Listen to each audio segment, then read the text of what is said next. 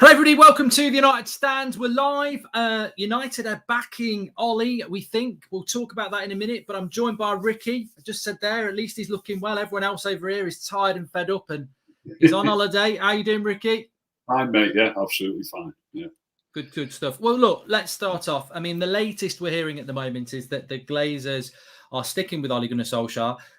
There is a little bit coming out that they're considering Rangnick. I think ESPN are reporting that, but at the moment, it feels again, Ricky, like they've almost been caught out by this City result. We spoke about this a couple of weeks ago after Liverpool. I think we all agreed that you can't be losing games like that, and it wasn't just Liverpool. Like Paul Ince said this morning, the Leicester game was bad enough. And it's almost like they got down on their hands and knees and prayed that we were going to beat City and smash Atalanta and everything was going to be all right. And I think everyone else saw this coming, and they almost seem to have been caught cold again by the fact that the fans are going, why are you not sacking him? And yet he's still here. And also as well, I just read something that United is still going ahead negotiating contracts for Carrick and McKenna. They're still working on that. It's a weird situation. What are your thoughts, first of all, on where United are at today, and then we'll get into what your thoughts were on the weekend as well. I just cannot get my head around how this can go on and go on and go on. I mean, we've not been playing well. I think even deep into last season, back into last season, we were talking about that we weren't playing well, even though we were nicking some decent results. And I think we said numerous times, we're not going to keep going. I think we went down. Did we go 2 behind at Southampton and 2 behind at West Ham and win those games? And we were just nicking games without playing well. And then towards the end of the season, it started to go a bit pear-shaped. We stopped nicking games. We got smashed 4-2 by Liverpool at Old Trafford.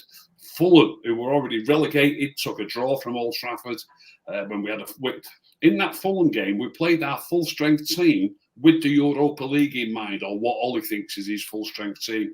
We couldn't beat Fulham at Old Trafford, and he still went with the same team as Villarreal, and obviously they couldn't beat Villarreal. And then this season, it's just a continuation, and it's one disaster after another. How on earth it can be allowed to go on? I've been looking at the fixtures. Look, Watford's obviously a winnable game, but a little bit of luck on the day, and we could win it. You don't know what I always say. Is he suddenly going to make massive changes? I doubt it.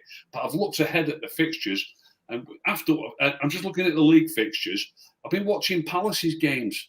Palace are playing some really good football. We've got Watford, we've got Chelsea, we've got Arsenal, and we've got Palace. The only one I fancy us to win is Watford, and even that could go pear-shaped. Arsenal, they've turned the corner, not lost since the first 3 games. Chelsea, obviously tough. Palace, they're playing some really good stuff. They've won at City. The only 2 defeats they've had in the league are against Chelsea and Liverpool. Nobody else has beaten them. So Palace is going to be a proper tough game, believe me. And I just don't know how he's going to improve it. Well, the thing is as well, isn't it? We've said it before. I think we said it last weekend. Where every time United come up against a team that can play a bit of football, we struggle. And, he played McTominay and Fred on Saturday. There are a few things I want to get to that are in the news. Just a very, very quick shout out. I've seen it today that there's going to be a protest on Saturday, the 13th. Obviously, the United Stand is a democracy. It's not a dictatorship. If people want to attend Old Trafford at 3:00 on Saturday, that's up to them. And, it just shows the weight of feeling again around this incompetence. But let's just talk about, with Ricky, the game on Saturday. Obviously, you've been following United a lot longer than certainly I have. I said that I felt that was the worst derby I've ever seen, and I include Man City when they played us when we were good. I've never seen a team in the derby approach it that way. I've never seen Man City when we were good and they were crap put white flags up and just try and get a draw. And he persisted with McTominay and Fred again. I don't see it getting any better. But what were your thoughts on Saturday anyway? I mean, fortunately, you were on holiday. That's the right, for Mancunian to miss a Manchester derby, you're obviously going to be like, oh, have I made the right choice? I mean, you got it spot on. Yeah. I watched it in a bar. I'm in Turkey. I watched it in a bar. There was about 35 people in the bar watching United, and it just shows you the strength of United. I went the next day to the same bar to watch Everton and Spurs, and there was 3 people watching it. Well, that's just a side issue, and that included me. Where were we then? Yeah, the game. going on about the derbies, I remember them beating us 6-1 at Old Trafford, but even when they beat us 6, how long ago was that now? I think it was must be coming up for 10 years. Wasn't it? Yeah, 10 Fergie years. was in charge. But I'm pretty sure we did. We had a man sent off, and I think they dominated that game, but not as much as they dominated this game, even though it was only 2-0. And after we'd had a man sent off and there was massive holes, I think they scored 3 in the last 5 minutes in that game. But this game, I think they could have scored 6 if they wanted to. They were just toying with us. And there's a lot more. I mean, I know everybody, and yourself included, banging on about McTominay and Fred, and how much I like Van der Beek and how much I like Matic. All I can say is I'm glad they didn't play. There's too much wrong with the team shape and the work rate, if you like. Or it's not so much the work rate. I'm not calling any of them lazy. It's just the nous of where to be on the park to make it difficult for your opponents to find angles. And despite the fact that we would have played a little bit better on the ball if we'd have picked, say, Van der Beek and Matic instead of McTominay and Fred, I'm not sure it made a great deal of difference. There's a lot more wrong than just that. That was coaching, wasn't it, Ricky? I mean, I saw speaking to someone yesterday. It wasn't on a stream, and they were like, "Oh, we should have picked Van der Beek, and if we'd had Pogba." And I went, "No, maybe against a lesser team they'd make a difference, but that wouldn't have changed much because that was just pure coaching against inability." That they, as I said to Paul Ince this morning, it was pissing it down with rain. We're attacking the Stretford end in the second half, and their goalkeeper's waiting for Ronaldo to come to him, just ping it 5 yards. They were just totally in third gear. Didn't make any subs. It was just an absolute. No player would have made a difference in that game because it was tactical. It was an absolute stroll for them. And I think you mentioned on one of your shows, I've watched a couple while I've been here. I think you mentioned that they played. We've complained about this in the past. We played Tuesday night and they played Wednesday night, and then we've often said we don't want to be playing Saturday at 12:30 if we played Wednesday night. They're not complaining about it. I've not heard so anyway. And they've didn't even make a sub, did he? This is the point I was about to say. I wonder if he was rubbing it in by not doing that. I think he was. Crossed his mind that we've complained about that sort of thing in the past. You know what I mean? So he's come with 11 men. He's not used a single substitute. Unbelievable. Well, Pep said in his press conference, in his post-match on Wednesday night, he was asked about having to play at 12:30. And he said something on the lines, it's a derby. We'll play tomorrow afternoon at 3:00 if they wanted to. The schedule's the schedule. And that was before he played us. I mean, I think he knew what was going to happen in that game. And he backed his team to coast through it, and they did. Yeah, fair play here. And they did. They just walked it. There's a hell of a lot more wrong. I've said to you plenty of times, it is the coaching. There's a lot down to the coaching. And this is still the manager's fault. I've said this plenty of times. I don't think our players are as good as people make them out to be. Really, too many of them. And but that's still the manager's fault. He's picking them. You know what I mean? He's picking them. Well, there's got to be big question marks, and there is question marks about loads of players now. I don't think Bruno played well at the weekend. I don't know why Rashford was even involved if he's got the flu. Greenwood and Rashford were irrelevant, and you're going to be in a system like that. McTominay and Fred, I mean, there's just no point mentioning him at this point. Maguire looked bad. Luke Shaw looked bad. Wan-Bissaka, I mean, everybody looked bad. I mean, they were sort of hung out to dry, and that then comes back to, where do we go from here? I mean, it's a very difficult question. I think everyone sort of sat there in confusion, having watched Dean Smith get sacked, and the Norwich manager wins and he gets sacked, and you see clubs with an ambition. What? I don't really understand what we are. I can't fathom a reason. I mean, you like to analyze things. What? Apparently they didn't want Conte. There's talk they don't want Ranić as well, who's a bit of a tactical mastermind, albeit it would be short term.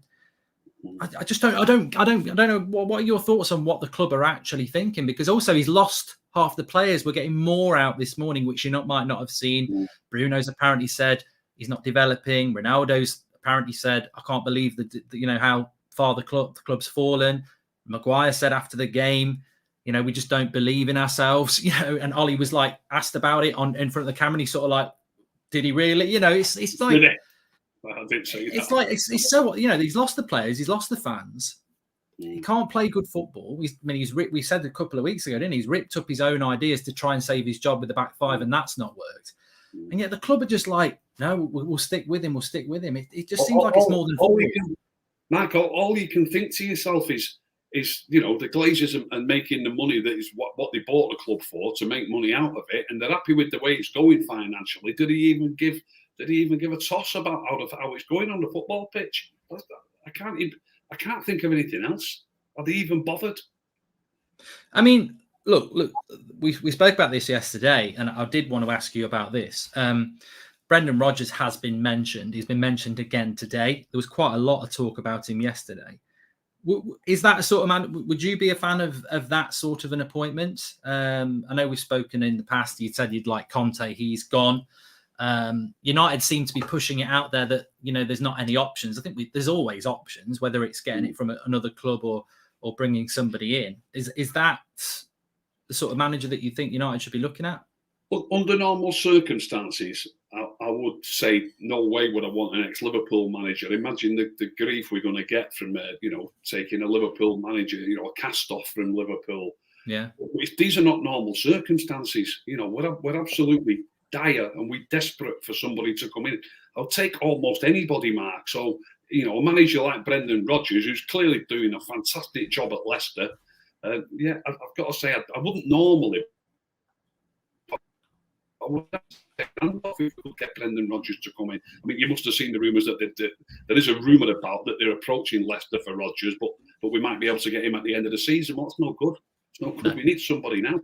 Yeah, what do you think about that? Because I think I'm on the same page as you with this. I don't get how Chelsea can sack Lampard 3 months from now. They did it in January and win a Champions League, but United seem to be pushing this out there. Well, we'll look at it in the summer. We're only at the start of November. It's like, surely a club like Manchester United can't just write a season off and just go, we'll sort it out in November. Because I think in the summer, because I think if top four is going to be very difficult, I imagine it's in Ronaldo's contract that if we're not in the Champions League, he can go. So, waiting for the summer would be a disaster. And also, how do fans... there's so many games between now and then. The feeling's not going to get any better. Football fans are very, determined in how they want to think. They want to believe in something. And if they don't believe anything, it's just going to get more toxic, surely. Without a shadow of a doubt. And I just can't see it getting any better. I can't see him suddenly, first of all, the tactics and the formation, getting that right. But it's also the personnel. When I mentioned the personnel, that reminds me about the show we did after the Spurs game, and you asked us all for predictions, and I said, well, it's gone great at Spurs. They played the back five, we were solid. Don't think Spurs had a shot on target. I know that's only Spurs, and I predicted 2 wins. But I also said that night, and I thought this was a bit funny in a manner.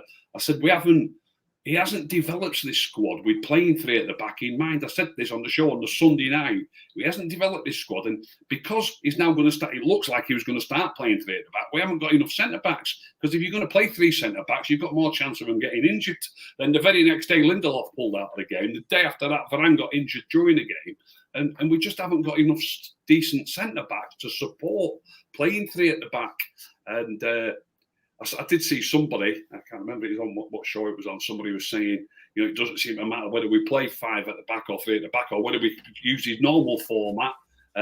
Teams are ripping us apart anyway, or certainly City did. That's it's sort of a fair comment, but at the same time, when I'm talking about personnel, when you've got a player as class as Varane, like if you think about the game against Spurs, we had Bailey in for Varane, he's not half the player. And we had Greenwood in for Cavani. He's not half the player. So straight away you weakened, even though you are playing the right format. I mean, if me and you were playing centre-back for him, City would have scored 35. Do you know what I mean? So it's not just about playing with... I always bang on, it's about having enough players behind the ball. It is about having enough players behind the ball, but they've got to be players who know how to play and do the job correctly. Yeah, definitely. Just going back, somebody was saying that there's no options for Manchester United. You've watched football. I've watched football for a very long time, and not just Man United. You often see managers sacked, and I think obviously if you want Zidane and he won't come, or you want Ranić or whoever and they won't come, okay, that's a bit of a problem. But I guarantee you, in the summer there'll be a lot of people available. And what's your thoughts on this, and everybody at home as well? Like, if you can't get who you want now, do you stick with Solskjaer till May, or what I would do is I'd go, well, you remove Solskjaer, who is basically an interim anyway and has had his chance, and you bring someone else in and you give them 7 months because it needs rejuvenating. What you don't do is you don't give that person the job in the summer. They literally are coming in for 7 months. And if you find them a backroom staff or anything like that. But yeah, you can't, I don't get where that's coming from, Ricky, that, you know, we can't get who we want now, so we're going to stick with what we've got. You know, that's like, he's damaged goods, Ollie. You've got, whatever you do, you've got to change that. There's always going to be somebody you can bring in, even if it's short term. Yeah, I agree 100%. Honestly, Mark, I'd take almost anybody because it needs a fresh voice in the dressing room. It needs different ideas, even if they might not be the best ideas. It needs to change, and the actual change and a new voice in the dressing room. And I agree with what you keep saying. Is the coaching staff as well. You know, we just need fresh ideas, a fresh voice in the dressing room, and we might. I'm pretty sure we've got enough good players that almost any manager could turn it round and improve it slightly. Mark, I can honestly, people will laugh, and I'm sure people in the comments will say he's talking rubbish. I could see us finishing about 10th. I really could. I mean, I've just mentioned the upcoming fixtures. I don't fancy us against Palace. It's so condensed. Have you looked at the league behind us as well? Did you watch West Ham against Liverpool? Yeah, that's how we should have played. I can't see us finishing above West Ham. No, and the interesting thing is, if you look at the league table, I think we're only 3 points off 10th or something like that. He might be 13th, actually. I think Southampton are 13th and we're 3 points off it. So, and as you keep saying, and we've spoken about it a lot, it's not. Of course, you look at the 11 and you go, oh, United should be in the top 4. United should be in a title race. But football's not about your team sheet. It's about coaching. Like, everyone says, oh, Zidane's just Ollie, but he's French. Well, all right, Zidane had good players, but you still got to get him to play. He ain't. Like you say, Palace, they're better than us. Arsenal are better than us. Chelsea are better than us. Like, Everton and Villa have taken points off us. Villa's manager's been sacked. Like, you know, we've dropped points to teams that actually haven't been that good. Yeah. I watched the Everton Spurs game, like I just said that, because I was interested to see. I watched quite a lot of Inter Milan last year. Obviously, you know that I was a big fan of Lukaku, Ashley Young, Matteo Darmian and the likes, and I watched them win Serie A last year under Conte. Always 3 at the back, always wing backs. And I knew it would. I think everybody knew that. I knew it was going to be like that. But I actually thought it would win the first game, you know, with Conte in charge and a new enthusiasm. But, you know, Everton, they got battered by Watford at home 5-2. But he's managed to get them to perform. It was a thoroughly decent game. Both teams played well. So even though Everton have had some struggles, obviously they knew they were playing Spurs under a new manager. They knew it was going to be tough, and they were really up for it. And they've got their best player missing for me as well in Calvert-Lewin. I think he's a top player. Yeah. Well, you know, it will be interesting over the next few weeks. And I don't. We've spoke about this as well. I don't see how it can get any better. I mean, one thing I just want to bring in as well is that Rob Dawson from ESPN, he's sort of the latest journalist to sort of update on the situation. He said that contract talks with coaches Carrick and McKenna remain active despite the uncertainty, which is just ridiculous. Preference is to keep Solskjaer in position until at least the end of the season, but there is a growing feeling that would have to change if United's place in the Champions League was threatened. Results in Europe this season are a key reason behind the club's decision to stick with Solskjaer in the face of significant unrest with the squad and amongst supporters. Now, that's dangerous, Ricky, because if you think about it, Moyes only got sacked when we couldn't get top 4. Van Gaal got sacked even though he won the FA Cup because we finished 5th and didn't get top 4. And Mourinho was sacked at Christmas because I think we were like 14 points off top 4. So the club seemed to be, I mean, it's baffling because, you know, if you've got a pet and it's ill, you don't just let it get iller and iller before it dies and then get a new pet. You take it to the vet and you try and fix it, don't you? It's like United are like, whoa, it looked like you've just said, we're probably not going to get top 4, but they're not going to make a change until we haven't got it. Well, actually, it's probably at the moment you could change it. And the club seem to be horribly consistent at, we won't sack a manager until top 4's gone. But the European campaign is based on luck. I mean, Atalanta, that should have been a loss. Ronaldo gets us a draw. Villarreal and Atalanta at home could have been losses. So, you know, it doesn't even stack up. It's weird. Yeah. desperate to finish in the top four. We want to be in the Champions League. As fans, we want to see them playing in the Champions League. And I know they think financially they want to be in the Champions League. But if you keep going as you are, it might only take another, say, 6 games, and we might be like really, really struggling then. It's not easy now. Are we 6 points behind the top 4 or 5 points behind the top 4 at the minute? Before you know it, we could be 10 points behind so easily. I think we're 9 off the top, aren't we? Yeah, we're 9 off the top. Mm-hmm. We're 6 off City. If they could get the right man now, we've got a good enough squad that if you could suddenly, this seems like a pipe dream when it's going like it is at the minute.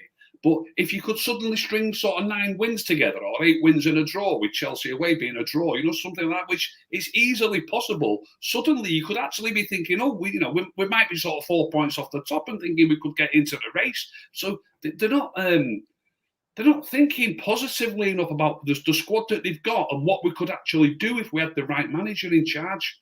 I mean, there's not many out there now. There's probably only Zidane who qualifies, and according to all the rumours, he's not interested, I don't think, is he? Look, there are fixtures in December and January, and a lot of people have mentioned this, that are winnable. But we can't be arrogant. They're winnable. You've got Brentford, you've got Norwich, I think you've got Burnley. They're winnable.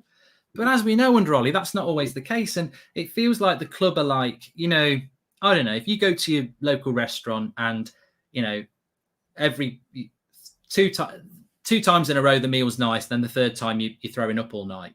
Every time you go there, you're like, might be a good meal, might not. They change the chef and it's always a good meal. It's like the players under Ollie, a couple of wins, but in the back of their head, they're going to be like, when's the bad result coming in? But if you change it, they haven't got to worry about that bad result because it's something new. And I mean, somebody just mentioned Arsene Wenger there. I mean, it's a bit like what we were talking about with Rodgers, and someone mentioned Mancini.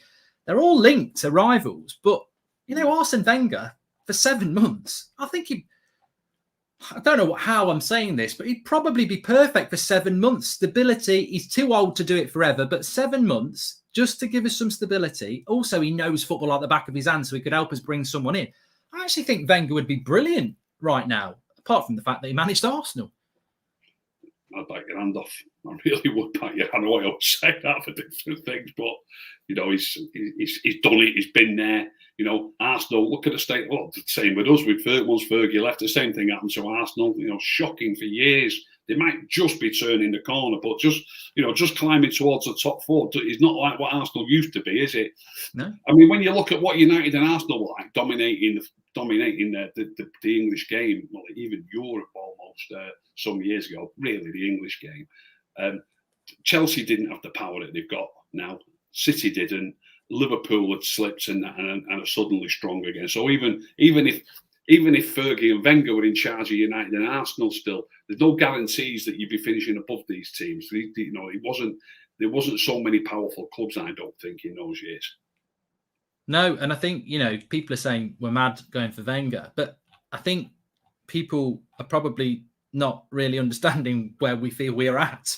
I would never want Mancini because he managed Man City, but he's a good coach, and the same with Rodgers. And it's unfortunately for Ollie, it's just an indication of how bad he is that we would actually consider taking those sort of people who have histories elsewhere, but they clearly are better coaches. If for 7 months, Mark, I would take almost anybody. I really would. Just desperate for it's a change. And like I've just said, get a fresh voice in the dressing room, just different ideas, not necessarily even better ideas, just different, and the players could get a bit of a lift from just having something different in the dressing room. I mean, that happens with even great managers sometimes. And Ollie's not a great manager.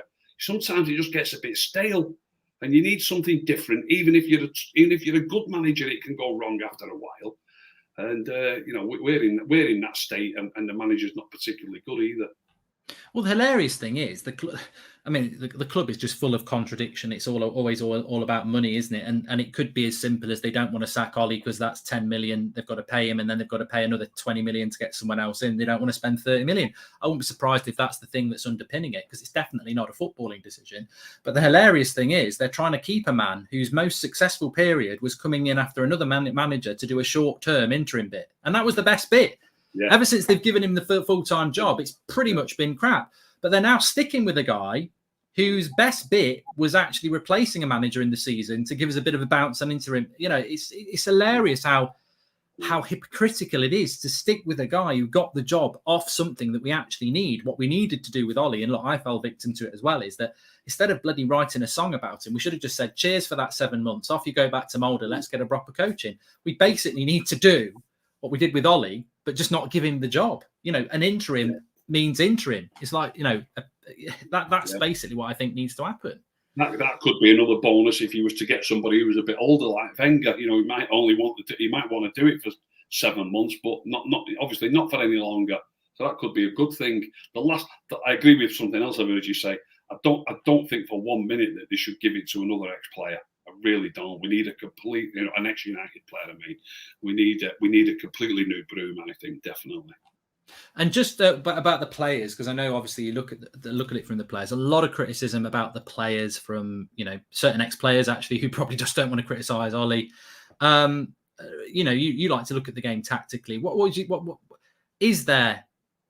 How much is this on the players? I mean, is it really fair to be going on players who, you know, at the end of the day they don't pick the team? Have they down tools?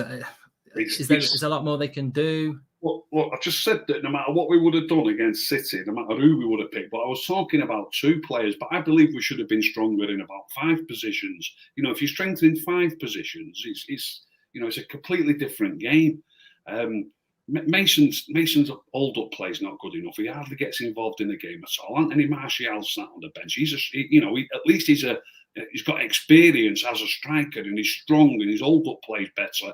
And when they're dominating the ball, you need strikers that you can hit with the ball. Martial should have been playing next to.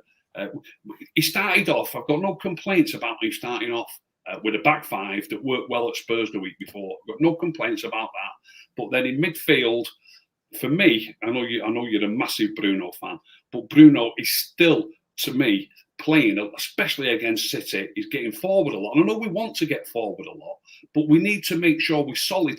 Well, let's put it this way: we went 1 down in 7 minutes, didn't we? We could have done with it being 0-0 at half time. We've been rather than 2-0. So I would have probably played 3 proper midfield players like Van der Beek, McTominay, and Matic. That's what I would do. 3 proper midfield players. Van der Beek with a bit of license to get forward, where Bruno just plays a little bit further forward and gets back to help rather than being back but getting forward to help. Just a little bit, not much of a difference, but a little bit of a difference. If we'd have gone with Van der Beek, McTominay, and Matic, and then Martial instead of Greenwood, the team would have been twice as strong, I think. And it's only two position, it's 2 changes, not really positional changes, but player changes. And a new manager might come in and think like that. Do you know what I mean? Obviously, you don't have to play like that in every game, but we needed to do it at Spurs, and it works a treat. And then obviously, come the derby game, we've got Cavani injured and we've got Varane injured, and obviously that doesn't help. It doesn't, you know, in a big way. But you know, it wouldn't have made any difference, though, would it? You know, I've not heard anybody say Varane and Cavani would have made any difference in that game. I don't think so. Well, you do. Look, you've got to have more chance the better you are. The better plays. I mean, the own goal by Bailey. You know, everyone was talking about his last-ditch tackles and how solid he is in that respect, which he did save us a few times against that Atalanta. Was it Atalanta during the week? But I'm pretty sure Liverpool and City don't pick any defenders because they're great at getting last-ditch blocks in. You know, their players are footballers. You know, Varane's a better footballer. Lindelof's a better footballer. I would have almost said Maguire, but he's appalling at the minute, really. But Bailey, I've seen him do that before. I watched it again today, and Ben Thornley was the co-commentator, and he's pretty good, Ben Thornley. I like him. And I heard it exactly what I said to me pal who I watched it with. When Bailey goes to clear that ball, he's trying too hard to actually put power into the clearance. It's an easy ball to just divert it behind the goal. I really feel as though I could have done it myself when I was a young man. Just divert it behind for a goal kick, for a corner, without trying to. He's trying to smash it. Why is he trying to kick it so hard? You know, he's throwing his foot at it, and it's a shocking mistake. I read the Manchester Evening News report. I mean, they're not always right, these writers, but the writer in there described it as a comical own goal, and it is comical. It's shocking. So he's not under any pressure, is he? To be fair, no, just if Varane was playing, maybe that wouldn't have happened, and maybe then you go another 20 minutes gaining confidence, and that's how you've got to get into these games. You've got to be solid from the start and not give stupid goals away. But I think it's just endemic of what the team is, isn't it? It's confused. It's all over the place. Some of them have been treated well. Some of them have been treated badly. There's obviously dressing room unrest. And again, it goes back to how they're keeping this going on. But look, Ricky, I know you're on holiday and we said we'd get you off for half two. But thank you very much for coming on, mate. Thanks for having me, mate. Enjoyed it. It's good to speak to you. We'll look forward to speaking to you when you get back. Nice one, mate. See you soon. Oh, all right, mate. Speak to you in a bit. Cheers. Bye-bye. Cheers.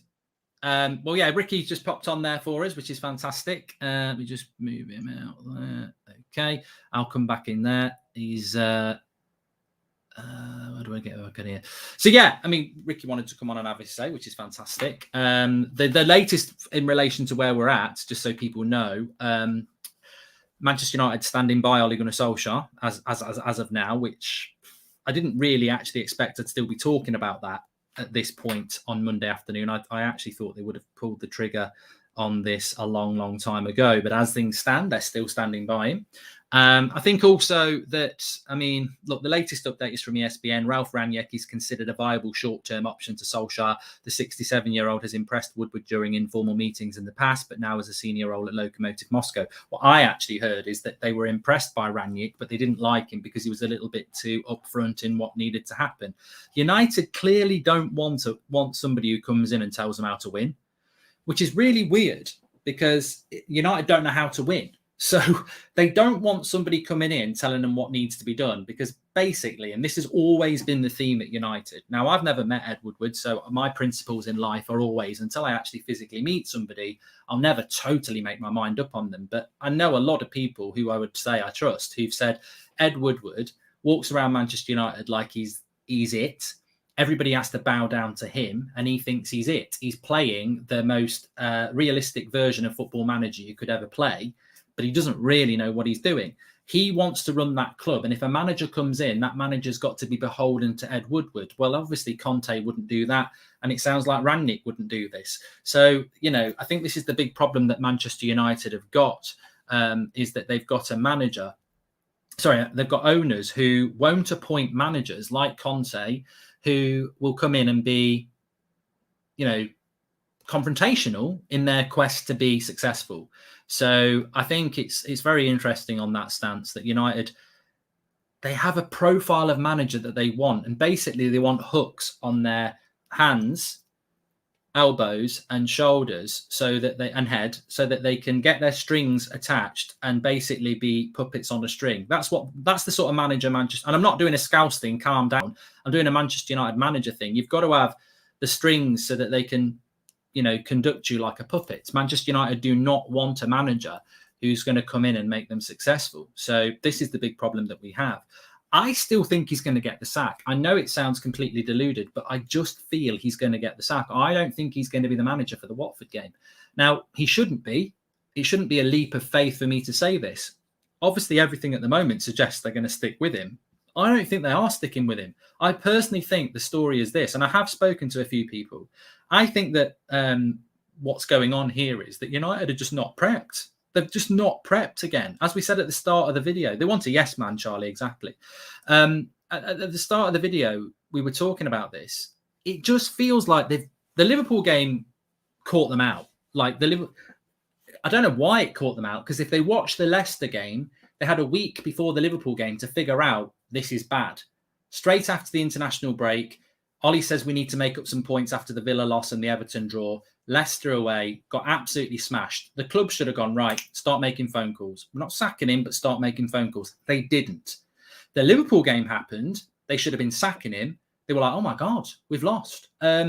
Should we sack him? No, we really want to keep him. Let's give him the next 3 games and I'm sure it will sort out. Them 3 games have gone. We've lost to Man City and they're like it again. Oh my God, he's lost again.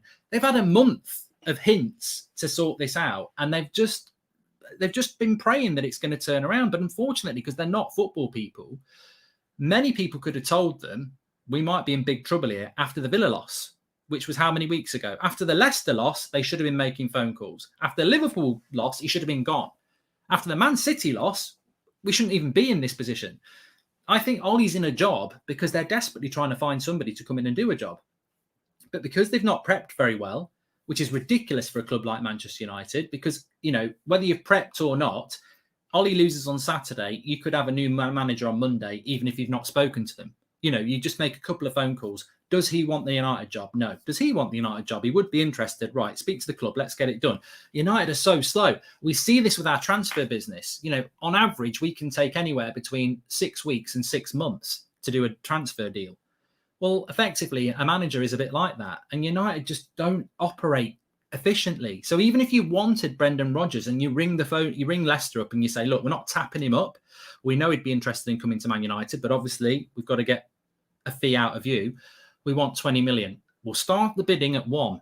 You haven't got 6 weeks to negotiate for a manager. And it feels like that's what United are doing. They're negotiating on something I think that's why they're saying the summer, because it gives them time to negotiate with the club they're trying to get the manager from. But actually, a proper football club sacks the manager and just goes and gets the manager that they want, because in the long term, you will make all that money back.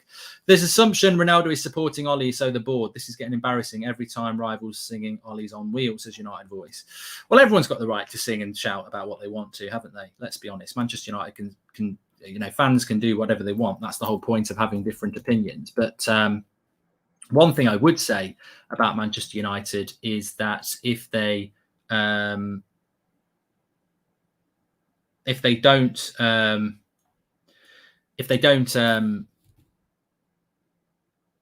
we don't qualify for the Champions League, then he will be gone as a Manchester United manager. As a player, he will be gone. Anyway, look, thanks everybody for watching. I hope you've enjoyed the show. It was nice to get Ricky on the show as ever. And I just want to mention 13th of November. A lot of people are talking about it. What's the 13th of November? Well, apparently there's going to be a protest. It's only sort of come out today. There's going to be a protest at Old Trafford at 3 p.m. on the 13th of November, which I believe is this Saturday. Well, it would be, yes, because the 5th was a Friday. So whether that will happen or not is very interesting. It just shows you the complete and utter frustration. What the protest is about is, I think it will be about the frustration of the ownership. I mean, at the end of the day, the protest really should be about Ollie getting the sack.